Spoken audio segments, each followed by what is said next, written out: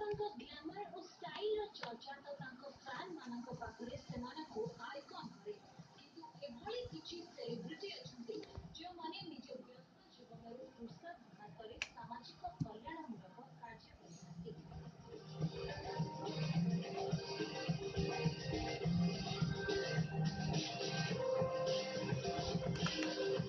Tele जगतर star anchor Ashwin और प्रेरणा मिलित भाव इटकल नामक एक संस्था खोली जो गरीब पिलामाने निज पसंदर क्यारियर करने को चाहती यह संस्था तांको स्वप्न पूरण कर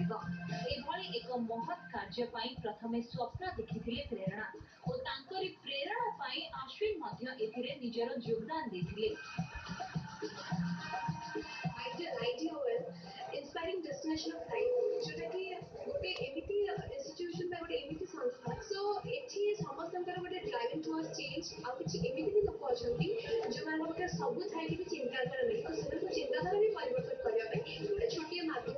इंस्पिरेशन मु तो कहबी जते बेले प्रेरणा को सहित मु आमे जते बेले भी डिस्कशन करू प्रथमे में ही हमर मोटो थिला कि आमे प्रथमे जदी गोटे को गुड वर्क करबा ताहले हम पिला मानक पई किछि करबा जो पिला मानकर स्वप्न को साकार करिया जो पिला मानकर कि ए दुनिया के नाते बरं एटा कहबा उचित हबनी बरं ए कहबी से मानकर आमे समस्त अछु।